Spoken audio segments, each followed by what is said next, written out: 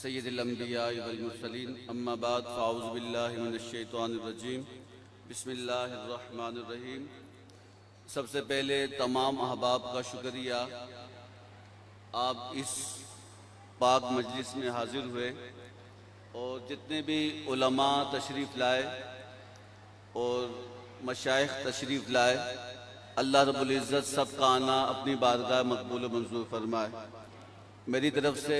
الخطابیہ committee کے ممبران کی طرف سے اللہ رب العزت آپ کا آنا قبول فرمائے۔ مفتی مکرم صاحب، پیر طریقت سید جنید بابو صاحب تشریف لائے اور جناب شوکت مغل صاحب، علامہ رشید احمد گولڑی صاحب، علامہ رفیق چشتی صاحب، علامہ غوث بخش میدوی صاحب، مریم مسجد کی امام و خطیب صاحب، علامہ قاری نوید صاحب، علامہ شہادت علی صاحب، علامہ عبداللہ کامل صاحب، علامہ مفتی کمال امجدی صاحب، علامہ شوکت مغل رضوی صاحب، حضرت علامہ مولانا مفتی حسن نقشبندی صاحب اور جتنے بھی اہل سنت کے علماء تشریف لائے، علامہ قاری شبیر نقشبندی صاحب اور جتنے بھی علامہ قاری کلیم عباسی صاحب اور جن علماء کے آئے اور چلے گئے، رب تعالیٰ ان سب کا آنا اپنی بارگاہ مقبول و منظور فرمائے۔ اور پھر ایک حدیث مبارکہ کا مفہوم بھی ہے، اور آپ یہاں پہ جمع ہیں ایک اللہ کے ولی کی یاد کی مجلس میں۔ حدیث مبارکہ میں اللہ کے نبی صلی اللہ تعالی علیہ وسلم کا فرمان ہے کہ بے شک جو اللہ کا ولی ہوتا ہے، اِنَّ مِنَ النَّاسِ مَفَاتِحَ لِذِكْرِ اللَّهِ، کہ بے شک لوگوں میں کچھ لوگ ایسے ہیں جو اللہ کے ذکر کی چابیاں ہوتے ہیں۔ کہا کہ اللہ کے لوگوں میں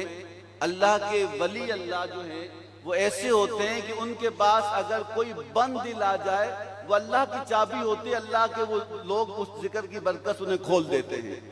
تو آج سید پیر خطاب شاہ علیہ الرحمہ کے عرس مبارک میں آپ شریک ہیں، تو میں یہ سمجھتا ہوں کہ رب تعالیٰ ان کے روحانی فیوز سے ہمیں مستفید فرمائے۔ اور لازمی آپ یاد رکھنا کہ جہاں بارش ہوتی ہے وہاں پر قطرے پڑتے ہیں، اور جہاں اللہ کا نیک بندہ دفن ہو وہاں روحانی بارش ہوتی ہے اور ہو رہی ہے اور قیامت تک ہوگی۔ حدیث مبارکہ کا مفہوم ہے، آپ نے فرمایا کہ قبر یا جنت کا باغ ہے یا جہنم کا گھڑا۔ بھائی جنت کا باغ جہاں پہ ہوگی وہاں جنت کی نعمتیں تو آئیں گی نا، جنت کے انواع و تجلیات نازل ہوں گے۔ ہمارا یقین ہے کہ اللہ کے ولی ہیں اور ان کی قبروں پر اللہ کے انواع و تجلیات کی بارش ہوتی ہے، اس سے ایک قطرہ اللہ ہمیں نصیب کر دے تو ہماری نسلوں کا بیڑا پاک ہو جائے گا انشاءاللہ۔ تو آپ تمام احباب کا شکریہ، اور اللہ رب العزت جو تمام احباب یہاں تشریف لائے، اللہ رب العزت ان کا آنا اپنی بارگاہ مقبول و منظور فرمائے، اور جو بچے حافظ بنے اللہ تعالیٰ ان کے والدین کو توفیق دے، انہیں عالم بنائے، اور جو عالم بنے تو اللہ سے دعا کریں کہ رب تعالیٰ انہیں باعمل عالم بنائے، اپنے بڑوں کا ادب کرنے والا، اپنے چھوٹوں پہ شفقت کرنے والا بنائے، اور جتنے بھی احباب آئے رب تعالیٰ سب کا آنا مقبول و منظور فرمائے۔ وما علینا الا البلاغ المبین۔